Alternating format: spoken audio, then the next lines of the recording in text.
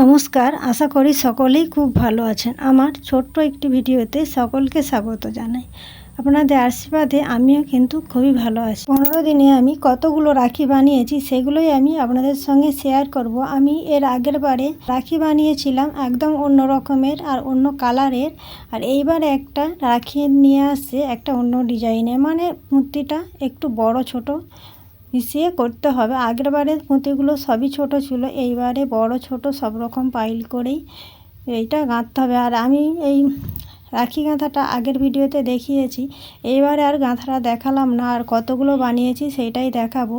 15 দিনে আমি বানিয়েছি 72 বান্ডিল। 72 বান্ডিল মানে 6 গুরুষে আমি পাই 132 টাকা। কিন্তু বন্ধুরা, এই 132 টাকাই কিন্তু আমার কাছে অনেক, কেননা বসে না থেকে আমি যদি একটু কাজ করি তবুও অনেক ভালো। ওর বাড়িতে বসে আড্ডা দেওয়ার থেকে বাড়িতে বসে কাজ করা কিন্তু অনেকটাই ভালো।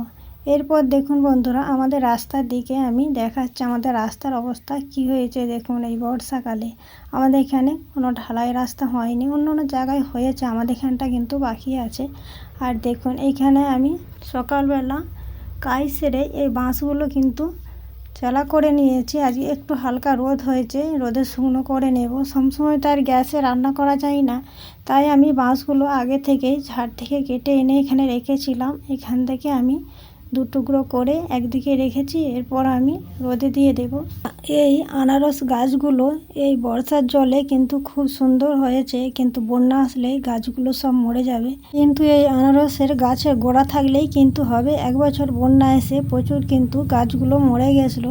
আর দেখুন বন্ধুরা, আকাশের অবস্থা আজ একটু কিন্তু ভালো। আর আমি বাজারে গিয়েছিলাম, দেখুন বাজার থেকে মূলা মাছ এনেছি, বেছে লবণ মাখিয়ে নিয়েছি, আর অল্প করে কুমড়ো নিয়েছি, কুমড়োর তরকারি আর মূলা মাছের ঝাল। আর আমার কালকে সজনে ডাঁটা, আলু আর টমেটো আনা আছে, তার একটু ঝোল করব। আর এখানে দেখুন, আমি সেদিন বুধবারে গিয়েছিলাম, বেগুন পোয়া এনেছি, আর বেগুন পোয়াগুলো এখানে লাগিয়েছি। দেখুন, বেগুন গাছে কিন্তু পোকা লেগে গেছে। আর এইখানে দেখুন, আমাদের গাছে প্রচুর করভাঙাগুলোও কিন্তু একদম পড়ে যাচ্ছে।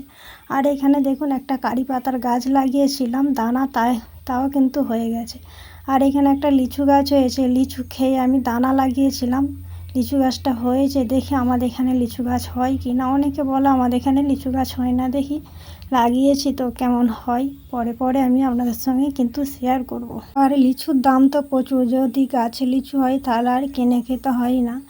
দেখুন, আমি আনাজ কেটে নিয়েছি, কুমড়ো কেটেছি ছোট ছোট করে, এর সঙ্গে আমি আর 2টো আলু দেবো, আলু এখনও দেওয়া হয়নি, কুমড়োর তরকারি করব। আর এইখানে আমি সজনে ডাঁটা, আলু আর টমেটো দিয়ে একটু মাখামাখি মতন করব। আমি ভাত বসিয়ে দিয়েছি, ভাত ফুটে গেছে, উনুনে ভাতটা রান্না করে নিয়েছি। এরপর তরকারিগুলো আমি গ্যাসে করে নেব। খাওয়া দাওয়ার পর বিকেলবেলা হঠাৎ মনে পড়ে গেছে, আমি 8-10 দিন আগে একটা আনারস দেখেছিলাম কিন্তু কাঁচা। তারপর হঠাৎ মনে পড়ে যেতে আমি না, আনারসটা তো কেটে আনতে হবে। এতদিনে মনে হয় আনারসটা পেকে গেছে, যে হঠাৎ দেখি সত্যিই তো আনারসটা পেকে একদম হলুদ হয়ে গেছে।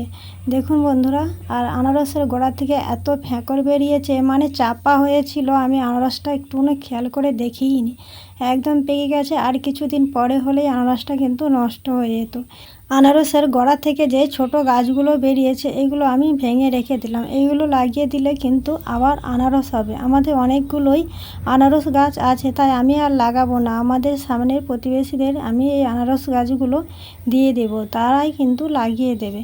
আর দেখুন, আনারসের কালারটা হয়েছে কত সুন্দর, একদম গাছে পাকা। এই আনারসটা খেতেও কিন্তু ভারী সুন্দর লাগবে।